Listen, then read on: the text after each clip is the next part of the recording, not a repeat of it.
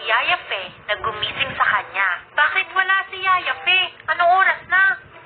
Kuya Dante, nakita niyo po ba si Yaya Fe? Kanina ko pa po kasi siya hinahanap eh. Naku, Patricia, pinalis na siya ng daddy mo at sabi, huwag na daw siyang babalik. Kawawang Yaya Fe. Mas nalungkot ang batang Patricia sa kanyang nalaman. Pagkagaling ni Patricia sa kanyang school, ay naglaro siyang mag-isa sa kanilang garden.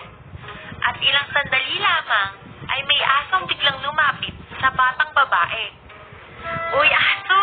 Tara, dadalhin kita sa loob ng bahay!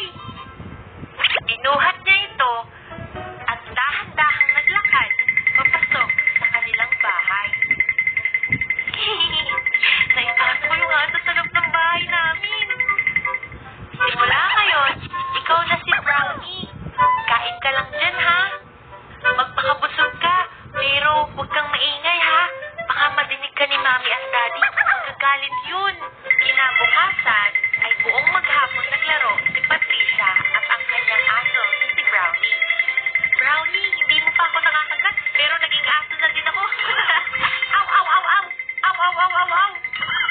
Makalipas ang ilang araw, ay pauwi na ang kanyang mga magulang galing ibang bansa. Grabe! Nakakapagod ang trabaho natin sa ibang bansa! Oo nga, my loves. Sana walang ginawang kalukuhan ng anak natin ngayon. Magagalit talaga ako ng sobra sa kanya. At makalipas ang ilang araw, ay nakauwi na ang kanyang mami at daddy sa kanilang bahay. Teka, bakit parang amoy tae ng aso dito, ha? Brownie, nandito na si mami at daddy. Huwag kang maingay, ha? Huwag kang lalabas. Dito ka lang sa kwarto. Dahil sa sobrang excited ni Patricia, ay nakalimutan niyang ilang ang pinto ng kanyang kwarto. Kung kaya't nakalabas si Brownie at sinundan nito si Patricia. Hello, Mommy at Daddy! I miss you! We miss you too, anak. We miss you, anak! Pero pagod na kami. Bukas na lang.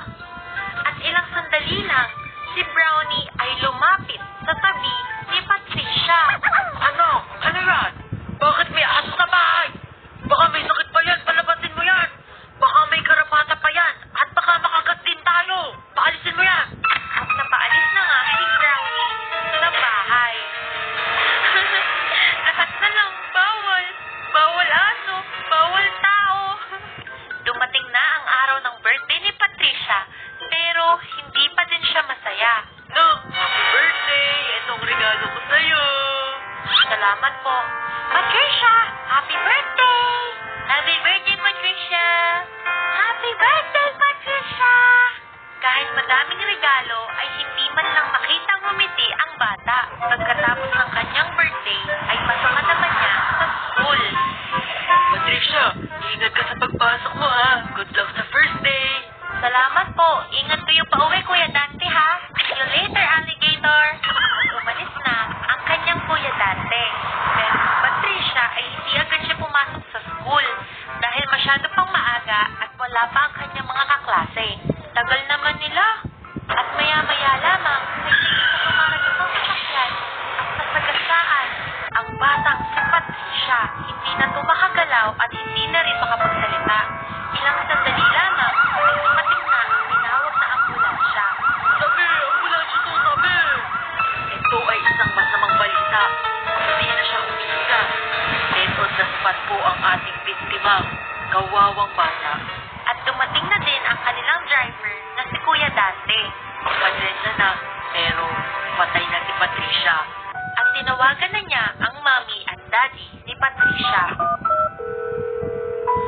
Ma'am, sir, wag po kayong mabibigla. Pero may masama pong nangyari sa inyong anak. Si Patricia po ay patay na. Teka! Bakit? Anong nangyari? Bakit namatay yung anak ko? Pumasok lang naman siya sa school, ah! Ano nangyari? Wala nang nagawa ang mag-asawa, kundi umiyak na lamang.